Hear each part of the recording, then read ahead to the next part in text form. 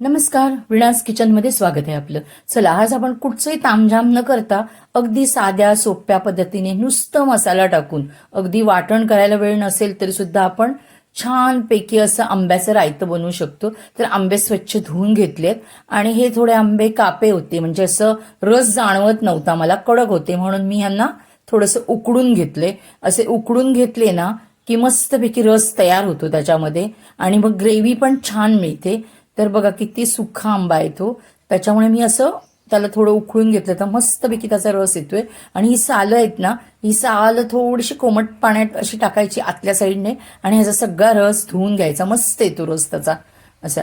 तर सगळे आंबे मी इथे पिळून घेतलेत बघा. आणि बाजूला साईडला तुम्हाला दिसत असेल थोडंसं पाणी पण ठेवलंय, ते बघा ते सालांचं सगळं पाणी आलंय मस्तपैकी. आता इथे आपल्याला भरपूर लसूण पाहिजे, तो आपण असा कुटून घेऊया. आता फोडणीची तयारी. फोडणीमध्ये बघा आपण मोहरी टाकली आहे, लसूण टाकणार आहोत आणि थोडासा हिंग टाकणार आहोत. तुम्हाला पाहिजे असेल तर इथे तुम्ही मेथी टाकू शकता. मी टाकली नाहीये आज. आज मेथी न टाकता, वाटण न टाकता मी मस्तपैकी असं हे आंब्याचं रायतं तयार केलंय. बघा तुम्ही एकदा, मी दाखवते त्या पद्धतीने करून. तर तुम्ही जर माझ्या चॅनेलवर नवीन असाल तर माझ्या चॅनेलला लाईक, शेअर आणि सबस्क्राईब करायला विसरू नका. आता थोडीशी मी इथे हळद टाकली आहे बघा आणि थोडासा मच्छी मसाला टाकते मी. मच्छी मसाल्यामध्ये ना मस्त होतं आंब्याचं रायतं, सेम मच्छीसारखं लागतं. त्याच्यामुळे नक्की करून बघा. आणि मालवणी मच्छी मसाला मिळाला ना तर एकच नंबर.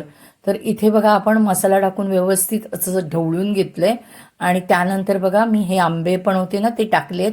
ते छान असे फोडणीमध्ये परतते. चवीपुरतं आपण थोडं मीठ टाकूया आणि थोडासा ह्याच्यात गूळ टाकायचा. थोडाच टाकणार आहे कारण आंबा चांगला गोड होता आणि आमच्याकडे ना गोड जास्त आवडत नाही. जास्त आवडतं ते आंबट, तिखट असं जास्त आवडतं. मी गूळ मी थोडाच टाकणार आहे. आणि हे जे मी पाणी दाखवलं ना तुम्हाला, जे सालांमधचं पाणी आलं ते टाकलंय. तर इथे बघा थोडासा गूळ टाकते मी. व्यवस्थित ढवळून घेऊया आणि मस्तपैकी ह्याला एक उकळी काढूया. कारण ह्याला आता एकच उकळी काढूया, कारण आंबे तर आपण चांगले शिजवून घेतलेत, उकडून घेतलेले आहेत, त्याच्यामुळे जास्त वेळ लागणार नाहीये. मी असं खूप मोठे तामझाम नाहीयेत, तुम्ही झटपट सुद्धा असं पटकन आंब्याचं रायतं करू शकता. आणि वाटणापेक्षा सुद्धा हे सुद्धा छान लागत होतं चवीला. अगदी नुसतंच आंबा होता ना, काय मुलांनी आवडीने खाल्लं. तर असं तुम्ही आंब्याचं रायतं तयार करा. बघा घरातले सगळे खातात की नाही ते.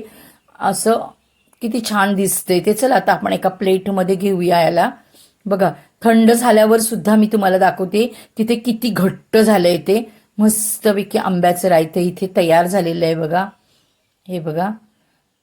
तर आता मी तुम्हाला एका प्लेटमध्ये घेऊन दाखवतेय. धन्यवाद.